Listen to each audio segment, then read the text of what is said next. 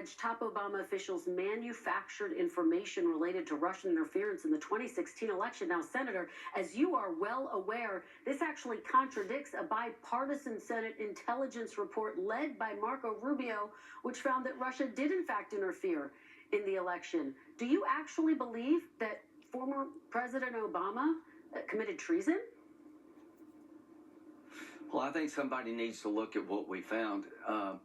The Intel Committee looked at the matter, and they said in 2017, the intelligence analysis of 2017 showing that Russia was trying to interfere in our election was real. They didn't achieve their goal. But what she found, Ms. Gabbard, is that in 2016, the intelligence community told President Obama there's no evidence that Russia was involved in trying to change the outcome of the election. And he supposedly told a group of people, keep looking, and the analysis changed.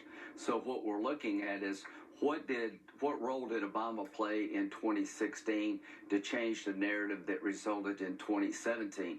I'm not alleging he committed treason, but I am saying it bothers me. It's disturbing that this is new information.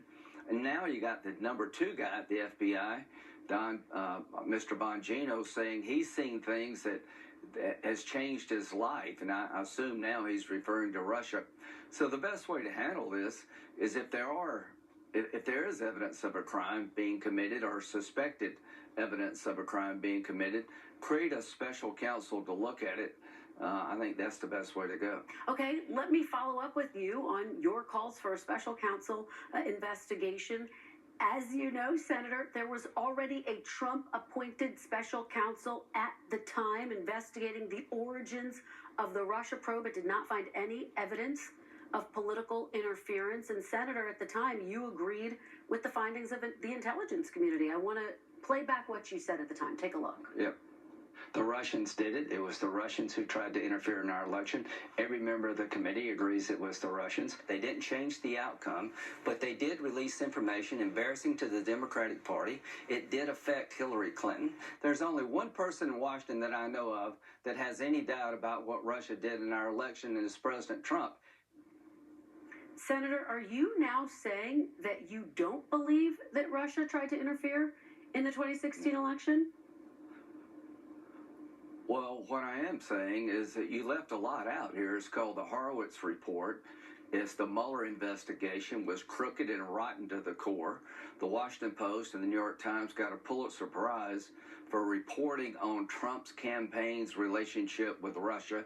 It was all BS. At the time, I didn't know any of that. At the time, I didn't know that they were manufacturing evidence to get FISA warrants. There was a confirmation bias. Durham didn't say there was no political bias.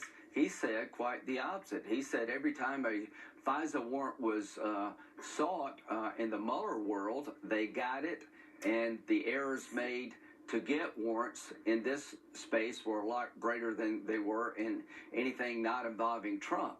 But what I'm saying is that this is new evidence. This is something I didn't know, you didn't know, that in 2016, Obama suggested, I don't like the outcome that there's no evidence Russia was involved. Well, now we all say Russia was involved, but in 2016, they said Russia wasn't involved. What the hell happened? Let's get a special counsel. Hold on, Senator. As you know, former President Obama has weighed in through a spokesperson. He says that's just patently false. I actually spoke to Susan Miller, who's a former senior CIA officer who helped oversee the 2017 intelligence assessment on Russian interference. She says it's completely false that Obama or anyone else asked them to change or sway their investigation. She says she says, and she's a Republican, says they all would have quit if that had happened. Senator, are you trying to rewrite history to distract from the Epstein matter, Senator? No, I'm trying to let you know and the media know that we found something we didn't know before. At the end of the day, I'm not calling for a prosecution against President Obama for treason, but I am calling for an investigation. Mr. Miller also said there was no credible evidence that President Trump colluded with the Russians. For years and months, and days and weeks, Yeah. people had their lives turned upside down, chasing the Mueller narrative that Trump was in bed with the Russians, that the Trump campaign was colluding with the Russians. The only people colluding with the Russians were the Hillary Clinton campaign, and Christopher Steele manufacturing a document to get warrants against Carter Page based on lies and falsehoods. So, yeah, I'm very familiar with it. What you don't seem to acknowledge is there's something new being found. Yeah. Rather than reinventing the wheel here, let's go back to a special counsel model to look at this something new.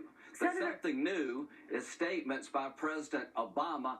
I don't like your analysis. Russia wasn't involved here in 2016. Senator, you're saying there's something new. This report goes back to 2020. It's 5 years old. There's actually nothing new in this report and nothing that changes any conclusion. But I want to talk about Gaza. Over is new to me.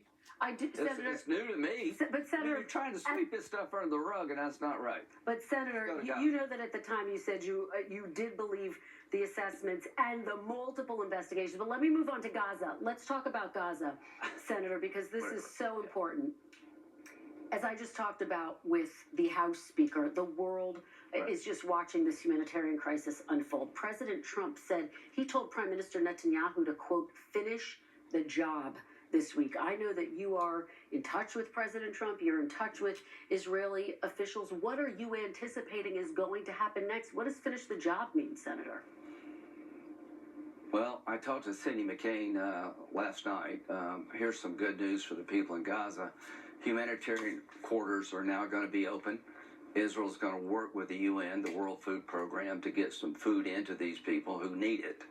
But I think what the topic we're talking about today is a change in strategy. I think President Trump has come to believe, and I certainly come to believe, there's no way you're going to negotiate an end to this war with Hamas. Hamas is a terrorist organization who is chartered to destroy the state of Israel. They're religious Nazis. They hold Israeli hostages. I think Israel's come to conclude that they can't achieve a goal of ending the war with Hamas that would be satisfactory to the safety of Israel. And if they're going to do in Gaza what we did in Tokyo and Berlin, take the place by force, then start over again, presenting a better future for the Palestinians, hopefully having the Arabs take over the West Bank and Gaza. But I think going forward, Christian, you're going to see a change in tactics, a full military effort by Israel to take Gaza down like we did in Tokyo and Berlin. Senator, bottom line, does that mean the hostages are not going to be coming back alive if Israel were to move forward with what you're effectively saying? I hope not. I think there are people maybe in the Hamas organization that would accept safe passage if they released the hostages. If I were Israel, I'd make that offer to Hamas fighters. You can leave safely. We want our hostages back. But here's the problem Israel has. Yeah. They're losing soldiers 4 and 5 a week. I hope and pray the hostages will come back. Hamas could end this tomorrow by laying down their weapons and releasing the hostages. There is no future for the Palestinian people as long as Hamas is around. So all I can say is that you're going to see, I think in the next days and weeks, a military effort to destroy Hamas, akin to what we did in Tokyo and Berlin to destroy the Nazis and the Japanese. Well, we all are praying for those hostages still. Senator Lindsey Graham, thank you so much.